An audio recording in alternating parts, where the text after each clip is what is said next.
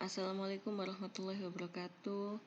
Anak-anakku semuanya, pada minggu ini Bu Ayun akan menjelaskan matematika tentang perbandingan dua besaran yang berbeda.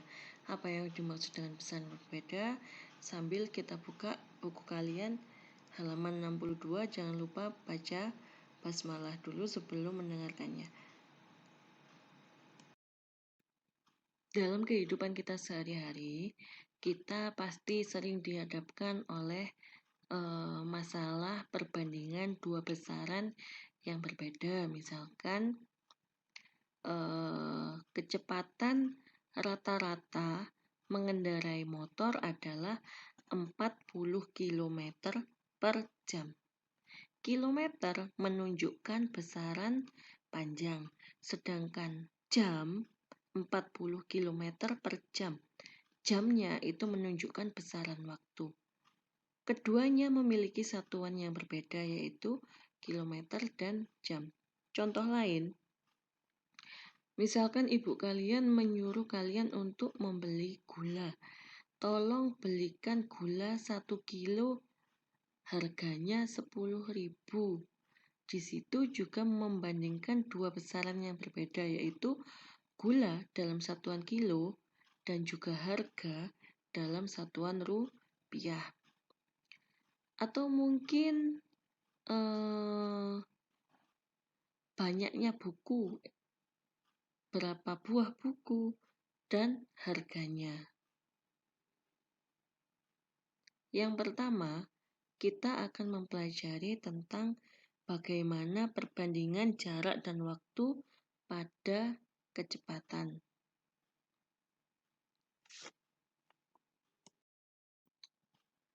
Apakah yang dimaksud dengan kecepatan itu? Kecepatan adalah besaran yang diperoleh dari jarak tempuh suatu benda atau orang dibagi dengan waktu yang diperlukan untuk menempuh jarak tersebut. Di situ kecepatan dituliskan dengan simbol V, jarak dengan simbol S, dan waktu disimbolkan dengan T.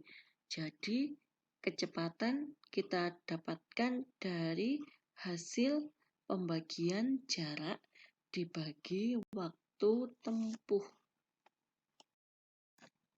Satuan kecepatan tadi diturunkan dari satuan jarak dan satuan waktu. Satuan jarak pada dasarnya adalah satuan panjang. Hubungan antar satuan panjang ditunjukkan pada tangga satuan berikut itu: kilometer, hektometer, dekameter, meter, desimeter, sentimeter, milimeter. Untuk menghafalkannya, kalian bisa menggunakan nada pelangi-pelangi: KM, HM, DAM, DM, CM, MM. Nah, setiap turun satu tangga dikalikan 10. Kalau turun 2 tangga, nolnya tambah 1, berarti dikali 100, dan seterusnya. Sama dengan pembagian dengan kenaikan satu tangga dibagi dengan 10. Sedangkan untuk hubungan antar satuan waktu, yang umum kita gunakan adalah jam, menit, dan detik. Hubungannya seperti ini. Kalau untuk jam ke menit, 1 jam berapa menit? Berarti turun 1 dikalikan 60, berarti 1 jam 60 menit.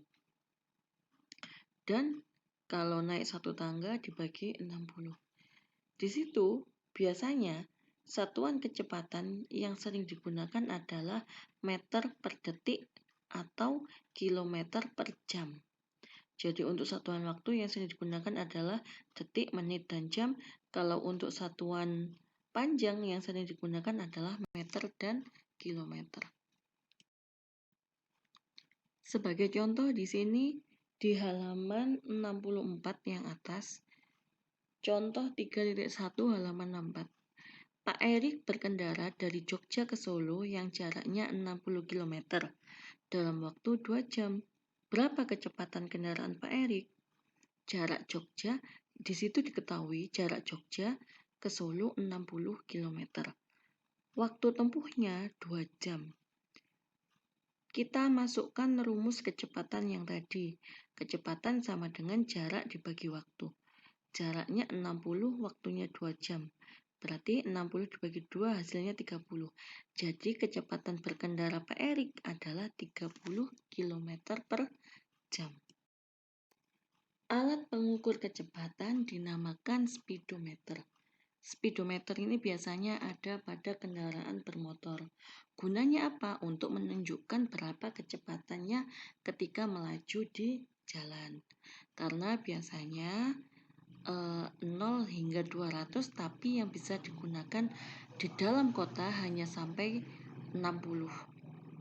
Untuk itu, kamu atau orang yang berkendara menggunakan motor harus memperhatikan kecepatan melalui alat pengukur kecepatan, yaitu speedometer tersebut. Di situ disebutkan bahwa untuk memahami perbandingan, kita bisa memperhatikan tabel di bawah situ. Misalkan, kecepatan 40 km, jaraknya 40, kita tempuh dalam waktu 1 jam. Perbandingannya 40 sama dengan 40 dibandingkan 1. Artinya, untuk menempuh jarak 40 km dibutuhkan waktu 1 jam. Untuk jarak 80 km dibutuhkan waktu selama 2 jam. Untuk jarak 120 km dengan kecepatan yang sama 40 km, kita membutuhkan waktu selama 3 jam. Dan seterusnya. Lanjut ke halaman 66. Di situ ada tabel hubungan antara kecepatan dan waktu. Kecepatan, jarak, waktu, dan perbandingan. Dengan kecepatan 60 km, dengan jarak 60 km, waktu yang kita butuhkan 1 jam. Perbandingannya 60 sama dengan 60 dibagi 1. Itu kalian menggunakan rumus kecepatan yang tadi ya, Nak.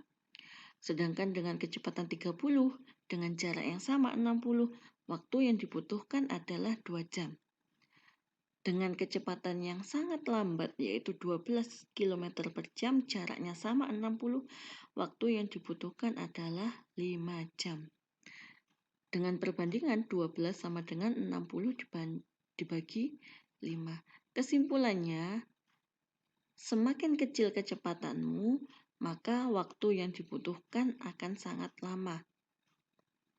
Ini sebenarnya sama dengan perumpamaan, misalkan hari ini kamu berangkat ke sekolah, dari rumah ke sekolah naik sepeda motor diantarkan orang tuamu. Sepeda motor kecepatannya anggap aja 40, maka waktu yang dibutuhkan hanya misalkan 5 menit. Misalkan jaraknya 1 kilo, dengan sepeda motor kamu hanya butuh waktu selama 5 menit. Tapi ketika kamu jalan kaki ke sekolah dengan kecepatan yang hanya 5 km per jam, waktu yang dibutuhkan lebih lama, yaitu misalkan 30 menit. Tugas kalian untuk hari ini adalah mengerjakan halaman 67. Jika ada yang ditanyakan, silakan japri ke Bu Ayun. Terima kasih sudah meluangkan waktunya untuk mendengarkan penjelasan dari Bu Ayun. Kita akhiri mata pelajaran matematika hari ini. Wassalamualaikum warahmatullahi wabarakatuh. Bu Ayun tunggu tugasnya ya, Nak. Jika ada pertanyaan, silakan japri hubungi ke Bu Ayun.